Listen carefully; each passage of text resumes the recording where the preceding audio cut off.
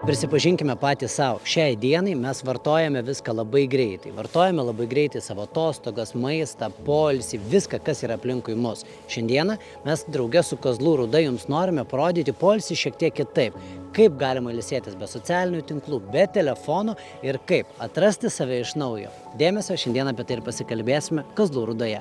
Kazlų Rūdos savivaldybėje jau 6 kaimo turizmo sodybos priima lankytojus, norinčius praleisti laiką gamtos apsuptyje ir be naršymo socialiniuose tinkluose. Atvykę į bet kurią iš 6 sodybų, turistai ras spynele rakinamą medinę dėžutę, kurioje galima palikti visus skaitmeninę taršą sukeliančius objektus. Šiandieną mes susitinkame sodyboje Gervių giesmė, kuri mums leidžia gamtos malonumus patirti visus 100%. Mūsų telefonai dėžutėje, mums nieks neskambins ir mes galime mėgautis poilsiu. Dažnai tai būna čia, kad žmonės, pavyzdžiui, sutrinka, kad jie be telefono.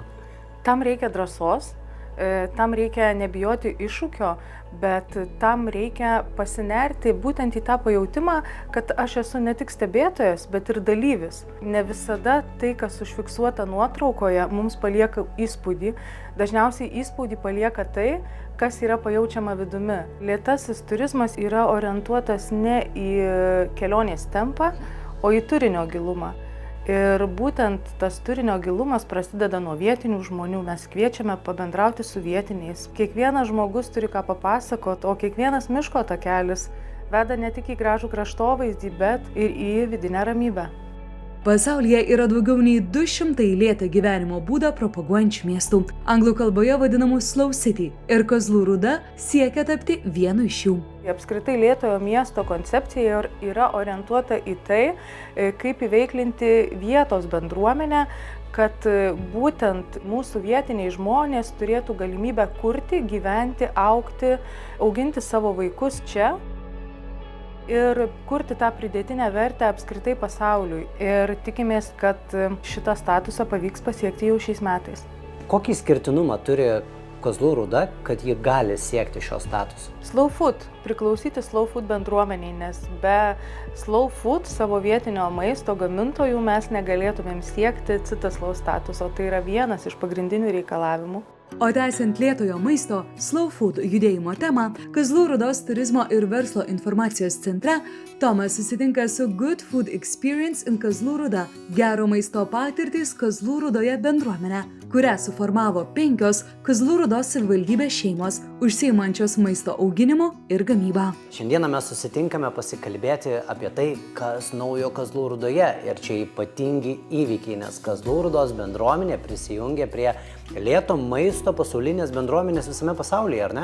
Tikrai taip. Slow Food bendruomenė pasaulinė įsikūrė 1986 metais Italijoje, atsižvelgiant į greitojo maisto populiarėjimą ir pradedant pamest vietinės gastronominio paveldo tradicijas. Mes pradėjom iš idėjos 5 Kazlų Rūdos moteris, kurių šeimos sąmoningai pasirinko lėtąjį gyvenimo būdą Kazlų Rūdoje. Mes visos susibūrėme ypatingam projektui, kuris vadinasi Pramiegoti pusryčiai kupole. Ir tai yra degustaciniai, teminiai pusryčiai, kuriuos mes rengiame vieną kartą į mėnesį. Ir bedarant tą, ką mes visos labai mylim, mes buvom pastebėtos lėtojo maisto pasaulyje bendruomenės. Gerai, labai įdomi idėja. Papasakokite, o ką jūs valgote? Imkime vėlyvą pavasarį. Ką aš galiu rinktis iš meniu? Mes meniu neišduosim, netgi jums. Atvažiuok ir pamatysi. Taip, tai lieka paslaptis iki pat, kol svečiai susėda prie stalo. Bet nenustebkite, jeigu jūs ragausit duonos su dilgėlėmis, nenustebkite, jeigu kas čia mums dar pavasarį bus ir garšvos įvairūs. Pirmieji gal pumpurai bus. Meniu yra kiekvieną kartą vis kitoks pagal mūsų regione užauginamus tuo metu, to sezono produktus. Netoli Kazlų Rūdos, Ąžuolų būdos kaimelyje šurmuliuoja, taip šurmuliuoja Ąžuolų vilos gyventojai. Iš Kauno persikėlusi Eglė šeima ir jos gyvūnai. Žirgai, poniai, karvės, veršeliai, avys, ožkos, šunys, triušiai. Katės, žąsys, antys, vištos, kalakutai, atrodo nieko nepanašu. 13 rūšių. Mes kažkada inventorizaciją tokią darėm, tai apie 70 kelios galvos, įskaitant vyrą ir vaikus.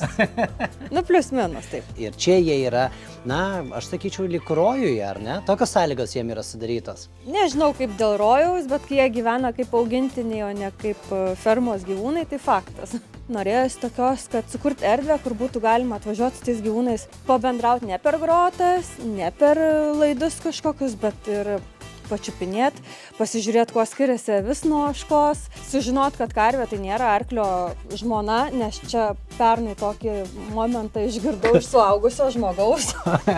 Galim pasimti veršiukus, išeiti po mišką, pažabalioti, toks va, pasigrožėti, sūrio padegustuoti, Jolantos duonos, užkast, pieno užgerti. Taip ir atrodo jūsų kasdieninis pasivaikščiojimas veršis miške, ar ne? Paprastai jie eina be pavadėlių.